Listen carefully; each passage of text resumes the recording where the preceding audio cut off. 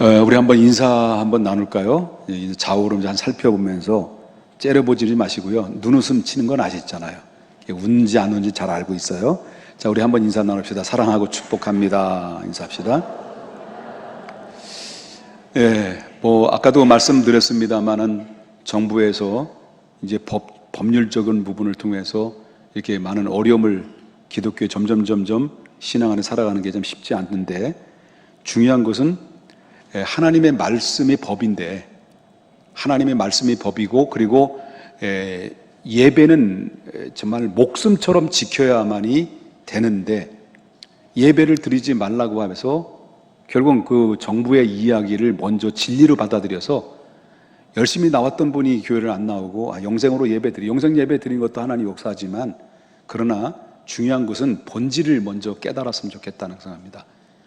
바로 우리는 예배를, 하나님을 찾으시는 자는 그 예배자 그 한 사람을 찾으시는데, 마음을 다하고 뜻을 다하고 목숨을 다해서 주 하나님을 사랑하며 예배하는 그 한 사람의 주인공이 되어서, 하나님 어쩌면 나를 또한 이렇게 시험의 자리에 올려놓으셔서 정말 진짜인지, 이 사람이 진짜 하나님을 사랑하고 예배한 자인지를 어쩌면 이 시험대에 올려서 나를 좀 평가할 수 있는 그런 시간이 될 수도 있지 않겠는가 생각이 됩니다.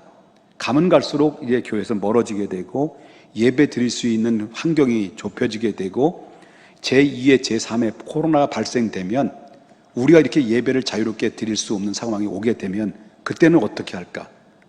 그런 생각이 듭니다. 가뜩이나 예배 나오기 싫은데 잘 됐다, 이렇게 나올 사람도 있을 것이고, 안타깝다 그러면서도 불구하고 영상 예배 드리자 하는 사람이 있고, 그럼에도 불구하고 나는 예배 드려야 된다. 그래서 여러분처럼 이렇게 나와서 예배를 드리는 사람인데, 그런다고 해서 부득이하게 영상 예배를 드리는 분들이 신앙이 모자라다, 이건 아닙니다. 오해는 하지 마십시오.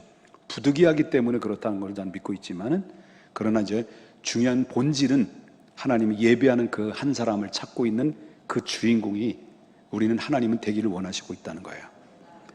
할렐루야. 우리 한번 좌우 옆에 인사 나눕시다. 예배하는 그 한 사람, 바로 당신입니다. 그리고 나입니다. 인사합시다.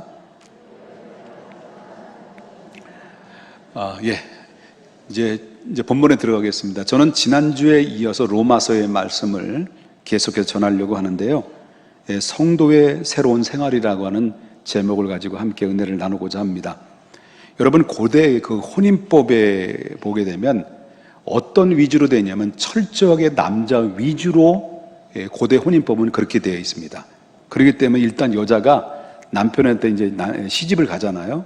시집을 가게 되면 결혼합니다. 결혼하고 그 여자는 이제 모든 면에서 이제 시집을 가자마자 남편에게 종속된 삶을 살게 되어 있습니다. 이런 맥락에서 남편이 만일 아내가 좀 약간의 허물이 있거나 좀 마음에 들지 않으면 언제든지, 그때 당시에는 언제든지 이혼을 요구하면 그 아내는 이혼서를 내줘야 됩니다. 근데 반대로 아내가 남편이 무슨 짓을 잘못을 했는지, 어떤 치명적인 과오를 범했어도 아내는 남편에게 이혼을 요구할 수가 없습니다. 그만큼 그때 당시엔 철저하게 남성 위주로 이렇게 혼인법이 이루어졌기 때문에, 당시에 유대인들에도 마찬가지입니다. 유대인들에도 마찬가지로 이러한 율법이라는 것들이 적용이 됐죠. 율법으로 정해져 있어가지고 어떤 구실로든지, 심지어 예를 들어서 아내가 요리를 했는데 요리가 맛이 없는 거예요. 그걸 한 번, 두 번 요리가 맛이 없다 이렇게 하다가 결국 맛이 없어서 마음에 들지 않으면 결국 어떻습니까? 이혼 정서를 내요. 남편이. 네 가지가 없는 거죠. 그죠? 예? 남편이 이혼 정서를 내면 어쩔 수 없이 그 아내는 이혼 정서를 써줘야 돼요. 그때 당시는 고대 근동의 혼인법이 그랬듯이, 그때 유대 사회에도 율법적인 그 측면에서 교모하게 혼인법에 이용을 해서 그때 당시에 수많은 여자들이 결혼해서 바로 불이익을 당하게 되고, 그리고 얼마나 많은 어려움을 당하는지 모릅니다. 그리고 남편이 예를 들어 죽었어요. 죽으면 그 아내가 스스로 남편 따라서 죽어요. 이런 사람을 뭐라고 말하냐면 열녀다, 열려라 이게 아니고 열려다라고 사람들로부터 칭송을 받았어요. 또 한 가지 이런 법도 있어요. 남편이 죽었어요. 죽어서 매장이 됐어요. 제가 죽음 얘기해서 미안합니다. 매장이 됐어요. 매장을 했는데 그 아내를 남편이 죽은 매장된 곳에 생매장으로 시켜버려요. 이런 악법도 있었다는 거예요. 그만큼 그때 당시에 여자로서는 권위도 없고 권한도 없는 가운데 철저하게 남성 중심으로 이루어졌던 것이 그때 고대 근동 지역의 혼인법이었다는 것을 보게 된다는 거죠. 저와 여러분이 지금까지 하나님의 로마서의 말씀을 통해서 귀가 마르고 닳도록 들었던 이야기가 뭐일까요? 오직 의인은 무엇으로 말미암아? 믿음으로 말미암아 구원을 받고 의인이 된다는 이신 칭의에 대해서 여러분들이 하나님의 말씀을 통해서 들었습니다. 그러므로 믿음으로 의롭담을 받은 사람은 그때부터 믿자마자 그 예수의 생명이 내 안에 거하심으로 말미암아 믿음과 동시에 이루어지는 것이 바로 어떤 선언입니까? 너희는 다시는 율법의 아래, 죄 아래 있지 아니하고 뭐 아래 있게 됐다는 거예요? 은혜 아래 있게 됐다는 겁니다. 믿으시면 아멘 하십시다. 그래서 우리는 이것을 잊어버리지 말라는 겁니다. 그래서 계속 바울 사도도 마찬가지고 저도 로마서에 나오는 말씀을 이 말씀을 계속 강조하고 또 강조하고 또 강조하는 이유가 바로 뭐냐? 이 사실에도 많은 사람들이 흔들린다는 거예요. 그래서 예수 그리스도를 믿음과 동시에 예수의 생명이 우리 안에 거하시고 예수 생명이 우리 안에 거하심으로 말미암아 더 이상 우리는 율법 아래 죄 아래에 있는 것이 아니라 예수 그리스도 안에서 이제는 은혜 아래 삶을 살아가는 생명력 있는 그리스도의 사람들이 됐다는 것입니다. 그래서 결국 어떻습니까? 우리가 율법 아래에서 죄를 짓는 것은 심판의 대상이 되지만은 은혜 아래에서 죄를 짓는 것은 물론 우리가 하나님 앞에 은혜 아래에서 죄를 짓는 것이지만은 이것은 바로 뭐냐면 죄 아래에서 짓는 게 아니라 이것은 엄연히 은혜 아래에서 짓는 것이라는 거예요. 하나님은 바로 은혜 아래에서 죄를 지으면 하나님의 징계를 대해서라도 그 사람을 올바른 사람으로 만들어주지만은 그러나 율법 아래에서 바로 사망의 길로 가는 율법의 죄의 정죄에 놓여 있는 것은 아니다라는 것을 여러분 분명히 믿으셔야 될 줄 믿습니다. 그렇기 때문에 우리 이것을 확증하기 위해서 그래서 사도 바울은 뭐예요? 로마서 교인들이 이거예요. 로마서 교인들이 그때 당시에 로마서 교회 성도들은 구성이 어떻게 됐냐면 이방인들의 교인들과 이 디아스포라라고 하는 유대인들이 그 로마에 거하면서 예수를 영접한 거예요. 그래서 이 로마 교회 안에는 구성하는 바로 디아스포라의 유대인들의 교인들과 이방인들이 예수를 믿어서 구원받은 교인들이 같이 함께 모여서 예배를 드리다 보니까 복음을 통해서 들었던 게 바로 뭐냐면 이방인들은 오직 예수 그리스도를 믿음으로 구원을 얻는다고 했는데 이 유대인들은 오랫동안 습관이 젖어 있던 게 바로 뭐냐면 율법에 매여 있던 거예요. 율법에 매여 이것이 안 되는 거예요. 믿음으로 구원 받았는데 이들이 생각하기는 그거 가지고 2%가 부족하다는 거예요. 그래서 이것은 행위를 통해서 율법을 통해서 지킴으로 말미암아 구원을 얻을 수 있다라는 이런 마음들이 생각이 들게 되면서 이 이방인들에게 은근슬쩍 너 예수 그리스도를 믿음으로 구원받는다고 의롭다함 받는다고? 맞지? 의롭다함 받지? 그런데 잘 생각해봐. 아니야. 믿음으로 구원받는 거 그거 모자라. 2%. 그러니까 율법을 받아야 돼. 그리고 할례 받아야 돼. 이렇게 밀고 들어가는 거예요. 그러니까 이 로마 교회는 대혼란이 일어나게 되는 가운데서 바울 사도가 속된 말로 미치고 환장하겠는 거예요. 이렇게 깨달을 수가 없는가? 이렇게 사람들, 유대인들이 사상이 이렇게 한번 물들어 버리니까 그 독에서 헤어나지 못하는가? 그래서 바울 사도는 계속해서 로마서에서 말씀하시는 게 바로 뭐냐? 아니다. 믿음은 오직 의로로 말미암아 구원을 받는 것이고 너희가 이제는 율법 아래 믿음으로 구원받은 사람들이 그때부터 이제는 율법 아래 죄 아래 있는 것이 아니라 하나님 안에 은혜 아래 있는 것이다. 잊어버리지 마라.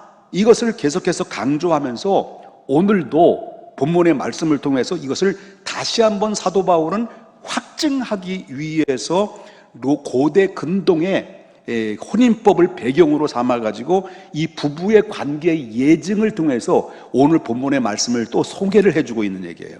하도 사람들이 흔들리니까 바울 사도는 절대 흔들려서는 안 된다라고 말씀을 통해서 혼인법의 예증을 통해서 접근해서 이 말씀의 복음을 전하고 있다는 것을 보게 된다는데, 여러분 이 7장 1절을 하나 보겠습니다. 7장 1절 다 같이 한번 보겠습니다. 시작. 형제들아, 내가 법 아는 자들에게 말하노니 너희는 그 법이 살아있는 동안만 그를 주관하는 줄을 알지 못하느냐. 자, 여러분 물어보겠습니다. 우리가 살아있는 한, 저와 여러분이 이 세상에 살아가고 있어요. 이 세상에 살아가고 있는데 대한민국의 헌법에 의해서 여러분들이 살아가고 있습니까? 헌법의 지배 아래 있죠. 헌법을 어기게 되면 어떻게 돼요? 시간이 없으니까 그냥 가십시다. 헌법을 어기게 되면 법에 대해서 처벌을 받잖아요. 하다못해 우리 교회 앞에 나가서 횡단, 무단 횡단이잖아요. 그런 경찰들이 딱 닥치면 뭐예요? 딱짓대요. 벌칙금을 물어요. 누구라고 얘기를 안 하겠습니다만은. 그렇기 때문에 바로 이 세상에 우리가 존재하고 있는 한은 어디 안에 있는 겁니까? 잘난 사람, 못난 사람, 뭐 부유한 사람, 가난한 사람, 또 뭐 높은 사람, 낮은 사람 예외 없이 모두가 어디 안에 있습니까? 법에 예속되어 있습니다. 그래서 오늘 말씀하는 것도 그거, 1절에 나오는 말씀도 그거예요. 근데 그때 당시 결혼법도 마찬가지였다는 거예요. 결혼법도 마찬가지인데, 자 보십시다. 2절을 보입니다. 바울 사도가 이 결혼법을 대해서 말하는데 2절을 보십니다. 여기 보면 2절에 남편 있는 여인이라는 말 나와요. 그죠? 남편이 있는 여인이 그 남편 생전에는 법으로 그에게 매인바 되나니. 그때 제가 아까 서두에 말씀드린 것처럼 여자에게는 절대 권한이 없었다고 그랬잖아요. 그죠? 절대 예속돼 있고 종속적인 삶이었기 때문에 이런 배경에서 말한다고 한다면 남편 있는 여인이 그 남편 생전에 법으로 그에게 매인바 되어나니, 만일 그 남편이 죽으면 그 남편의 법에서 어떻게 된다는 거예요? 벗어난다. 이 말은 무슨 말이냐면, 남편이 죽지 않는 한, 내가 같이 살고 살을 맞대고 살고 있는 남편이 죽지 않는 한은 자기는 뭐예요? 아직도 남편에게 종속적 삶을 산다는 거예요. 자유롭지 못한다는 거예요. 그렇게 되는 거예요. 그래서 율법으로 비유하고 있는 것이 바로 있는데, 바울이 이 율법을 왜 남편으로 비유하느냐는 거죠. 율법을 남편으로 비유하는 것은 그 어떤 의미냐면, 여기서 보게 되면 성도는 남편이 있는 여자로 비유를 얘기했단 말이에요. 그리고 여러분 예수를, 그리스도를 믿고 영접했는데, 바로 이건 비유적인 얘기를 한다면 우린 모두가 누구의 남편이에요? 누구의 남편이래요. 누구의 아내예요. 그리스도의 신부라는 거예요. 그렇게 비유적으로 말씀을 해줬는데, 여기 남편이 있는이라는 그 원문을 보게 되면, 그것은 바로 뭐냐면 남편의 휘하라는 말이 나와요. 이렇게 설명이 되는 거예요.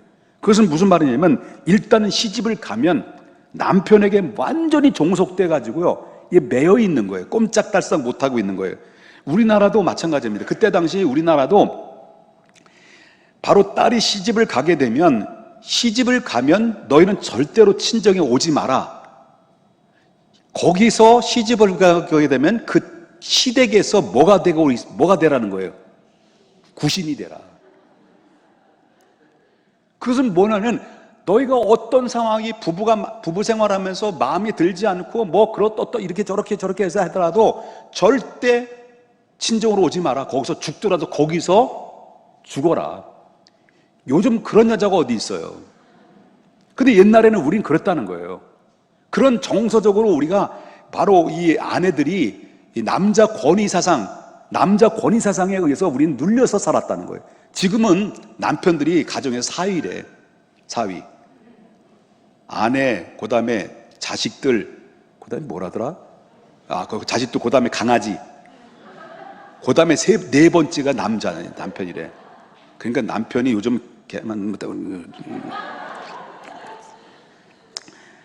그러니까 이건 법적으로 그 아내는 뭐냐면 남편에게 완전히 매인받은 몸이다. 그런 얘기예요. 그래서 사실 보면 이런 사실을 다 보여주는데 우리나라 정서도 마찬가지로 그런 정서가 있었잖아요.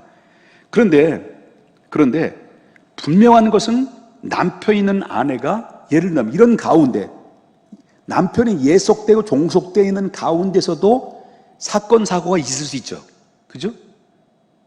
그냥 이 남편이 있는 아내가 분명 남편이 있는 아내가 다른 남자한테 가는 거예요. 분명히 남편이 있어요. 법적으로 남편이 종속되어 있어요. 다른 남편에게 갈 수가 있을까요, 없을까요?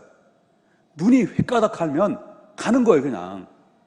법이고 뭐고 없는 거예요. 그럼 그때 당시에도 있었을까, 없었을까요? 분명히 여자에게 권위도 없고 남편에게 완전히 종속된 삶을 살았어도 남편이 매일 보는 게 지겹고 그 얼굴에 그 남자가 그 놈이 그분이고 그러다 보니까 이 여인이 그냥 어떻게 그냥 치마를 입고 어떻게 이렇게 흔들었는데 남편이 다른 남자가 다가온 거야. 그래서 눈이 맞은 건 썸 탄 거야. 썸이 타고 나서 그래서 거시기가 막 들어간 거예요. 그러면 거시기가 되면 어떤 일이 벌어져요? 성경에서 뭐라고 말해요? 7장 3절에 이런 여자를 뭐라고 표현해요?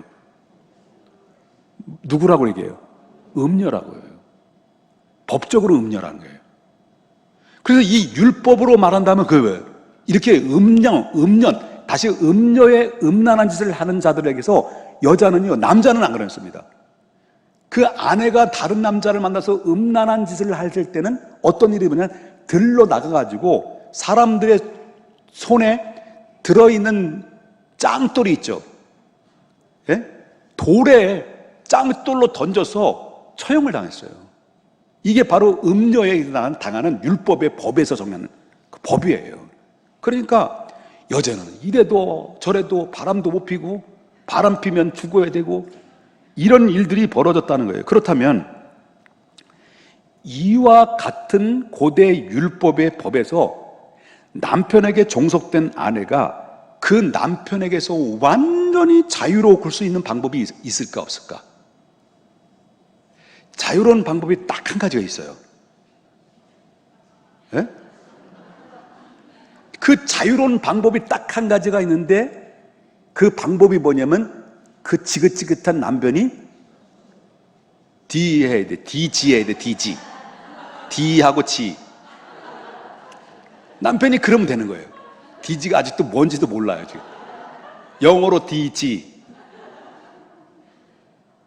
만약에 죽게 되면 어떤 일이 벌어져요? 자, 보십시다.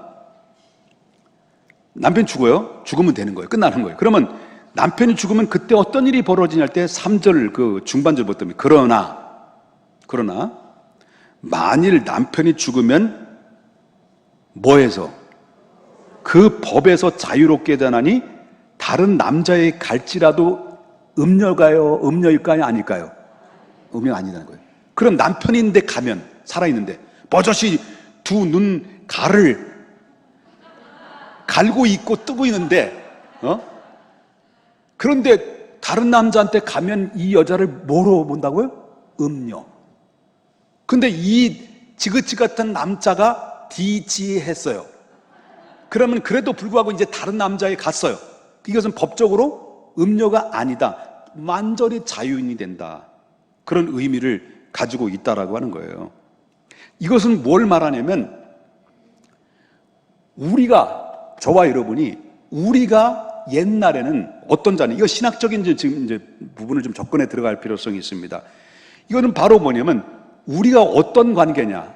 저와 여러분이 우리와 율법의 관계는 어떤 관계냐?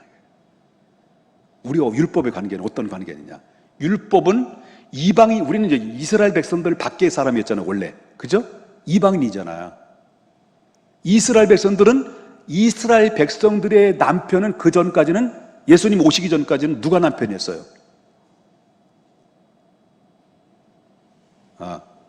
못 알아듣는구나. 자, 이스라엘 백성들이 붙들고 있는 그 남편이 뭐였을까요? 그렇죠. 율법이지. 그들이 늘 노예로 질질 끌려다녔던 게 뭐예요? 이걸 지켜야만이 구원받는다라고 믿었던 게 뭐예요? 혈통, 율법, 할례잖아. 그죠? 근데 바울 사도는 무슨 쓰잘데기 없는 소리 하라고 싼 놈이 있단 말이에요. 말이 이제 꼬였어요. 그렇단 말이에요. 그런데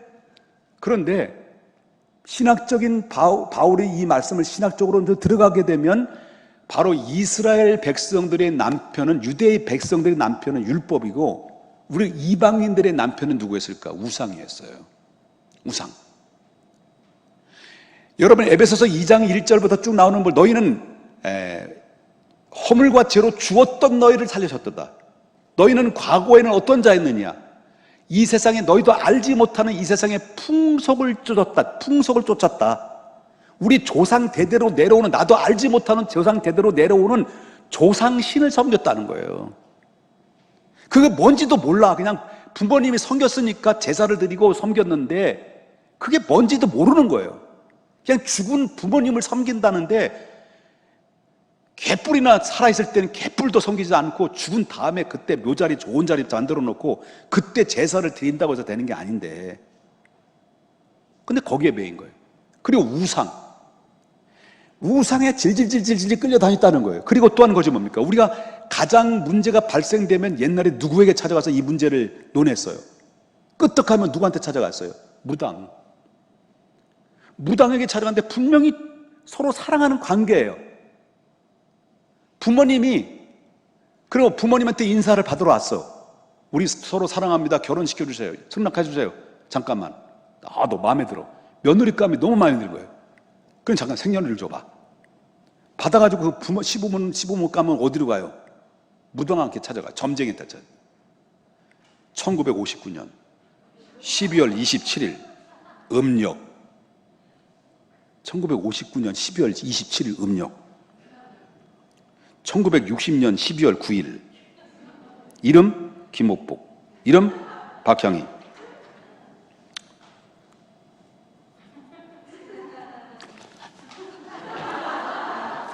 해놓고 발작 한번 하고, 아무래도 이게 둘이 궁합이 안 맞아. 애기 꼈어. 여기 결혼하면 둘 중에 한 사람 죽어. 그러면 시부모 될 분은 거기에 뻑 가야 안 가요? 뻑 가는 거예요. 오직 진리에 거기에 있는 거예요. 그러면 결국 그때부터 정말 마음에 들고 정말 탐나는 그런 며느리감인데, 그 무당의 귀신 신나라 까먹는 소리 듣고 거기서 안 돼. 그렇게 해서 로미오와 줄리엣이 돼가지고, 그래가지고 서로 사랑하지만 헤어져야 되는 그 일들이 얼마나 많이 발생됐습니까? 여러분들은 다 궁합이 잘 맞아서 교회를 잘 나왔지만, 그러니까 이거예요. 한마디로 말한다면, 옛날에는 그렇게 율법에 의해서, 유대인들은 율법이 자기의 남편이었고, 이방인들은 우리 남편이 뭐예요? 우상과. 그래서 여러분 어디면 이사도 마음대로 가요, 못 가요? 이렇게 완전히 그 우상의 샤머니즘주에 사로잡혀 있는 남편으로 모시고 있는 사람들은, 여러분 이사도 마음 놓고 가요, 못 가요? 손보는 날이기 때문에 손꼽을 봐요, 뭐예요? 가봤잖아.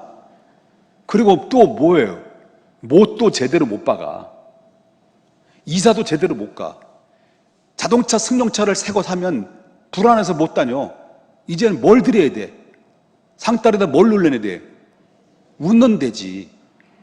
올려놓고 고사를 지내야 뭐가 좀 안전한 것 같고 뭐 지켜줄 것 같은 느낌이 드는 거야. 여러분, 우리가 그리스도를 믿지 않았으면 유대인들은 율법에 매여 있고, 우리 믿지 않는 이방인들은 각종의 우상에 사로잡혀가지고 귀신에 의해서 결국 우리는 질질질질질질 끌려다니면서 자유도 없고 기쁨도 없고, 여기서 이용당하고 저기서 이용당해서 결국 행복해야 될 사람이 행복을 잃어버리면서 종속된 삶을 살았던 거예요. 우리가 화낸 거 아니에요? 그렇다는 거예요. 결혼하기 전에는 남친이 그 여친에게 얼마나 매력을 발산하는지, 얼마나 자상하고 막 선물 막 공세하고, 또 돈도 없으면서 빚을 내가지고 승용차 정보 쫙 빼가지고 야타 하면서 막 허세를 부리고 그래가지고 온갖 다 알랑방구 다 끼면서 나 당신 없으면 나 못 살아. 막 헤어지자 그러면 나 죽을 거야 하면서 막 협박하고 그러면서 막 다정다감하게 막 다가왔던 그 남자가 결혼을 하고 첫날 밤이 딱 되자마자 맹수로 바뀌어지고 술꾼이 돼가지고 결국 폭군과 욕설이 난무하고 나중에 이제 보니까 본색이 드러나죠. 우리 집사람이 그런 얘기더라고요. 본색이 드러났다고. 부인이 그 이후로부터 뭐예요? 아니 잘못 갔다. 아니 인생 끝났다. 그래서 완전히 뭡니까? 이 부인은 하루하루가 그냥 불안과 염려와 근심에 시달리고 사는 거죠. 우리도 마찬가지였어요. 이런 폭군, 한마디로 말한다면 이 우상의 각종의 우상과 우리가 교회를 안 다니고 아니 소위 말하는 우상 숭배를 하지 않는다 하더라도 우리는 자동적으로 물질의 우상, 건강에 대한 염려의 우상, 그리고 또한 자식에 대한 우상, 이 우상이 뭐 어떤 형상을 만들어 온 것만이 우상이겠습니까? 이런 우상들에 질질질질 끌려다녔던 게 우리 인생이라는 거예요. 이게 우리가 그걸 모시고 살았다는 거예요. 그런데 우리 신분이 율법에서 남편에 완전히 매여 있었고 각종의 우상에 묶여 살아 꼼짝달싹 못했었던 가운데 있었는데 그러나 지금 어떻게 됐다는 거예요? 저와 이렇게 과거는 이렇게 매인바 됐는데 지금 어떻게 됐다는 겁니까? 4절에서 이렇게 얘기해요. 4절에 자 보십시다. 지금은 어떻게 됐는지 보십시다. 잘 봐야 됩니다. 그러므로 형제들아. 그럼 이 형제들아라는 말은 그때 당시 로마 교인들에게 이야기하는 것은 로마 교회 형제들이라는 말을 하는 것은 거기에는 그 여자들은 사람 취급을 받았어요, 안 받았어요? 그때 당시. 그러니까 여자들아 이렇게 안 했단 말이에요. 남자들은 안에는 여자도 속해 있는 거예요. 분위기상으로. 그러니까 형제들아 그러면 오늘도 저와 이런 그대로 표현한다면 여러분도 다 포함되어 있는 거예요. 이 말씀을 들으라는 거예요. 형제들아 너희도 그리스도의 몸으로 말미암아 율법에 대하여 죽었다는 거예요. 무엇으로 죽은 거예요? 그리스도의 몸으로 대신 죽었다는 거예요. 당하셨으니 그 이유는 그 이유가 뭐냐? 왜 죽었느냐? 목적 없이 죽은 게 아니지 않느냐? 분명히 목적이 있기 때문에 죽은 거 아니냐? 그 몸이, 예수님이. 그런데 그 이유가 뭐냐? 왜 죽으셨느냐? 이는 다르니 곧 죽은 자 가운데 살아나신 이에게 가서 우리가 하나님을 위해서 열매를 맺게 하리라. 우리가 뭐냐면 옛날에 과거의 율법과 우상에 질질 끌려다녔던 남편에서 벗어나서 누구에게 가게 된 거예요? 하나님께 가게 하게 된 거예요. 그거예요. 또 나중에 또 나옵니다. 너희는 그리스도의 몸으로 말미암아 율법에서 죽임을 당했다. 죽임을 당했다. 예수 그리스도께서 우리를 위해서 당신의 몸으로 십자가의 대속의 피를 흘려 주시는 바로 그 순간 어떤 일이 벌어지냐? 요한복음 14장 6절에 내가 곧 길이요 진리요 생명이니. 예? 그래서 우리는 어떤 것을 어떻게 됐습니까? 바로 예수님의 여태까지 꽁꽁 묶여섰던 우리들을 자유를 주시기 위해서 예수님이 대신해서 십자가에 못 박혀 죽으셔서 율법부의 요구의 그 죄의 죽음을 통해서 죽으시고 그리고 나서 우리에게 길이 생겼고 진리가 생겼고 그 길을 가기만 하면 생명을 얻고 사망에서 생명으로 영원한 생명을 얻을 수 있는 길이 누굴 통해서 생겼다는 거죠? 예수 그리스도를 통해 생겼다는 거예요. 아멘입니까? 내가 죄인임을 고백하는 바로 그 순간 십자가를 바로 보는 순간 지금까지 과거의 죄 아래서 놓여있던 파멸과 사망의 음침한 골짜기로 질질질질질질 우리를 끌고 갔던 우리의 남편이 죽은 거예요. 이제는 죽은 거예요. 나와 율법은 이제 법적인 관계가 완전히 깨끗하게 끝났다는 얘기예요. 무엇을 통해서? 하나님이 보내주신 예수 그리스도의 십자가를 통해서 나의 율법의 요구를 죽음으로 다 끝내줬다라고 하는 거예요. 왜 끝내주셨을까? 왜 끝냈을까?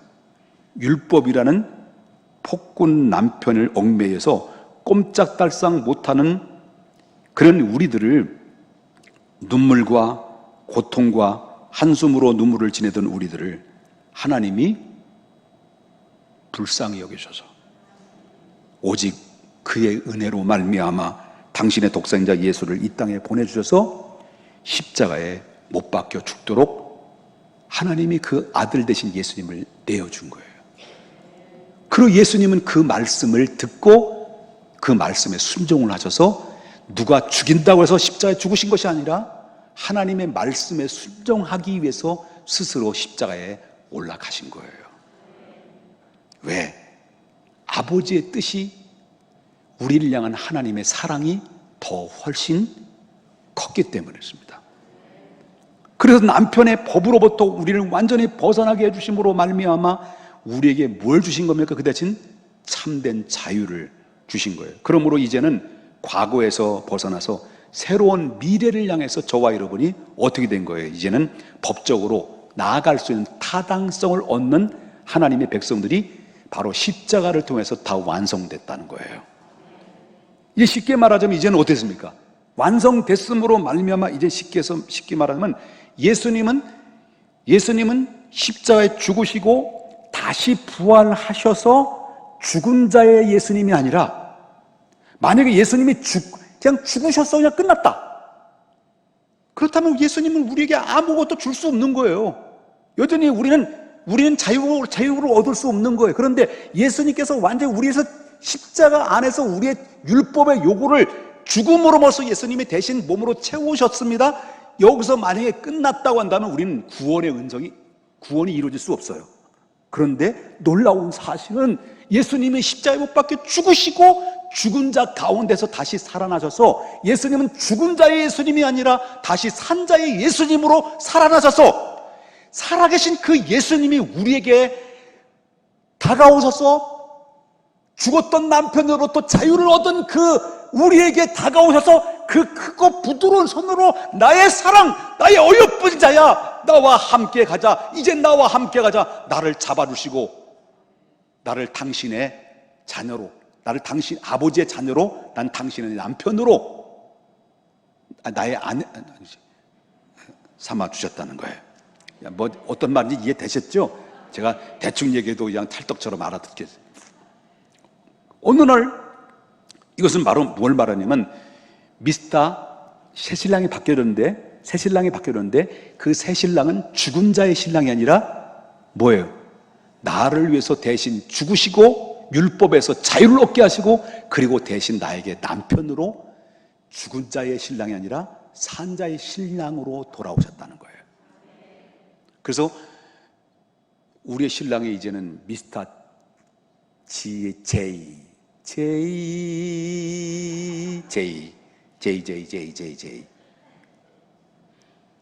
몰라요? 예수님이 우리의 남편이 되어주셨다는 거예요. 죽은 자의 남편이 아닙니다. 죽은 자 가운데 살아나셔서 다시 생명으로 오셔서 나의 사랑, 나의 어여쁜 자야, 일어나 함께 가자. 나의 사랑, 나의 어여쁜 자야, 일어나 함께 가자. 자유와 막 눈물과 한숨과 고통과 폭군에 얽매였던 이 죄와 율법의 안에서 예수님이 대신 죽으셔서 우리를 완전히 법적으로 자유를 주셨고, 자유만 주신 것이 아니라 다시 죽은 자 가운데서 다시 살아나셔서 생명을 얻으신 그 예수님이 살아있는 생명으로 나에게 찾아오셔서 이제 나의 신랑이 되어주셨다는 미스터 제이, 그분이 되셨다는 거예요. 그러면 이런 말 들으면 내 신랑 내보내고 이렇게 하면 안 되는 거예요. 나 이제 신랑 생겼어, 이혼증서 써, 이러면은 안 되는 거죠. 다 주는 거지. 이건 괜히 얘기인 것 같아요. 그럴 때 이제부터는 나의 운명과 나의 미래는 십자가를 통해서 뭐예요? 확약됐다는 거예요. 확약됐다. 이거는 확약된 도장을 찍은 거는 내가 행위에 따라서 내가 잘 살고 못 살고 주님 뜻대로 살고 못 살고 여기에 따라서 이 확약된 도장 인을 쳐버린 인을 친 것이 지워졌다, 지우개로 지워졌다, 맞다, 이게 되는 게 아니라는 거예요. 내가 지우는 거지 하나님이 지우는 게 아니라는 거예요. 자꾸 내가 지우는 거예요. 그러나 나는 부활이요 생명이니. 이제부터는 예수님과 우리의 관계는 어떤 관계였습니까? 바로 갈라디아서 2장 20절에 뭐라고 그랬습니까? 다 같이 읽겠습니다. 시작. 내가 그리스도와 함께 십자가에 못 박혔나니 그런즉 이제는 내가 사는 것이 아니요 오직 내 안에 누가 사시는 거예요? 그리스도께서 사신 것이. 이제 내가 육체 가운데 사는 것은 나를 누가 사랑했다는 거예요? 하나님이 나를 사랑하사 나를 위해서 자기 자신을 버리신 하나님의 아들을 믿는 믿음에 사는 것입니다. 할렐루야. 그렇다면 이제부터는 우리는 누구의 자녀를 낳고 살아야 돼요? 열매를 맺어야 되잖아요. 이렇게 우리를 자녀 당신의 아내로 삼아주시고 자유를 주시고 당신의 아내까지 삼아주신 우리를 향해서 이제부터는 이제 우리의 자세가 하나님이 여기까지는 누가 다 하신 거예요? 누가 다 해주신 거예요? 하나님 해주신 거예요. 믿음조차도 하나님 주신 선물이에요. 다 해주신 거예요. 이제는 거기에다 이제는 뭡니까? 죄에서 자유를 우리에게 허락해 주신 십자가를 또 자유를 주셨을 뿐만 아니라 바로 죽은 자 가운데서 다시 살아나신 생명을 가지고 살아나셔서 우리에게 나타나셔서 나의 사랑 나의 어여쁜 자야 나를 손내어 주시고 당신의 아내로 삼아 주신 그 사랑을 입은 우리가 주님이 내가 한 게 하나도 없어요. 다 주님이 하신 거예요. 내 행위가 없는 거예요. 자랑할 게 없는 거예요. 다 주님이 하신 거예요. 그러니까 이걸 가지고 뭐라요? 값없이 주시는 은혜라고 하는 거예요. 우리는 뭐 어떤 사람들입니까? 하나님의 은혜를 입은 사람들이에요. 그래 하나님의 은혜를 입은 사람이 왜 나를 당신의 아내로 삼아줬고 하나님이 왜 나를 죄 가운데 구원하셔서 하나님의 은혜의 반열에 세워주느냐? 다시는 율법과 죄에서 얽매이지 않고 바로 우리를 은혜 아래 두신 이유가 뭐냐? 그것은 바로 뭐냐면 하나님 나라 갈 때까지 우리를 통해서 뭘 얻기 위해서? 열매. 이제 우리가 해야 될 일이 뭐예요? 새로운 남편이 생겼으니 새로운 남편의 아이를 낳는 거예요. 이게 열매 있는 삶이에요. 이게 영적인 열매 있는 삶을 살아야 되는 거죠. 그래서 누구의 자녀를 낳느냐? 7장 4절 보겠습니다. 그러므로라는 말, 그러므로 내 형제들아 너희도 그리스도의 몸으로 말미암아 율법에 대여 어떻다는 거예요? 누가 그리스도의 몸으로, 그죠? 죽임을 당하셨으니. 그 다음에 이는 그 이유가 뭐냐? 다르니 곧 죽은 자 가운데서 살아나신 이에게 우리가 어디에요? 가서 우리가 그와 함께 하나님을 위해서 열매를 맺게 하기 위해서. 신랑이 바뀌었으면 이제는 누구의 자녀를 낳아야 돼요? 바뀐 신랑의 자녀를 낳아야 되는 거예요. 아멘입니까? 분명한 것은 신랑은 있어. 새 신랑이 생겼어. 그런데 자꾸 이 부인이 때때로 비만 오면 누가 자꾸 생각나? 누가 생각나요? 그때 그 사람. 아직도 그 옛날에 사귀었던 그 남편, 그 남친. 아직도 그 남친 그 잊지 못해가지고요, 몰래 꼽아 채워놨던 사진을 보면서 비가 오면 생각나는 그 사람, 언제나 말이 없던 그 사랑. 남편이 생겼는데도 우리는 가끔마다 생각나야 한다는. 생각나야 안 생각나?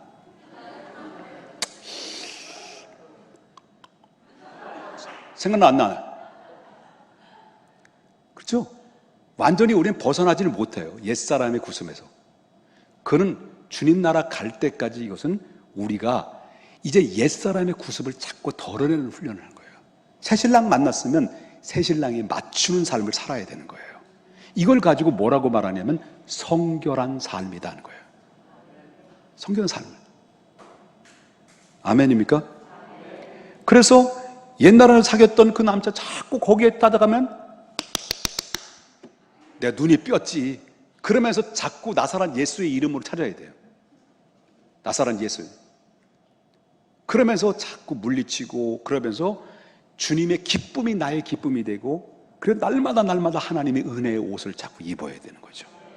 그럴 때 뭐가 돼요? 생명력 있는 열매가 맺기 시작하면서 모든 죄악과 싸워서 이길 수 있는 힘을 얻게 되고 성령에 충만하고 은혜가 충만해지게 되면 여러분 그 안에서 어디가 승리자가 돼서 하루를 살아도 기쁨으로 사는 거예요.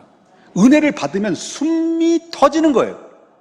성령의 은혜 가운데 감격적으로 예배를 드릴 때 그 예배가 감격적인 예배가 되는 거예요. 이게 저절로 되는 거예요. 이거는. 왜? 우리는 생명의 변화가 일어났기 때문에. 그래서 이제는 뭐 결혼하기 전까지만 해도 이제 고발합니다. 이제 고발하는데 그것이 알고 싶다. 내 딸의 실체를 뭐 이게 나오잖아요. 그런데 우리 딸들을 3명의 딸이잖아요. 딸 집에 가시나고 같이 살았어요. 내 여자고 살으니까 다양하더라고요. 그리고 정신이 하나도 없어요. 그리고 어디 가고 어디 학교를 가다가 누굴 만나러 가면 집안이 난장판이에요.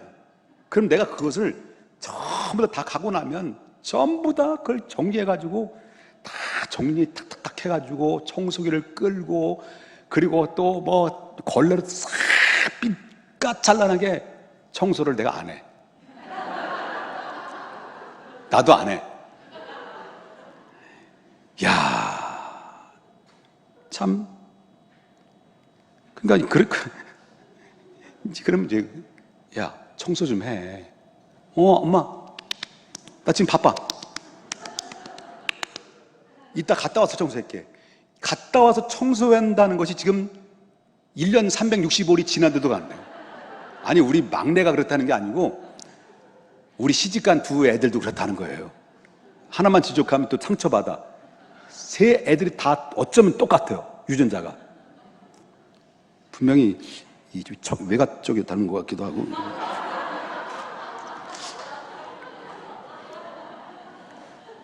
그래서 하는 얘기가 저 시집가면 재구실 하려나? 근데 사랑하는 남친이 생겼어. 남친이 생겼으니까 이 립스틱이 더 진한 청소를 더 안 해.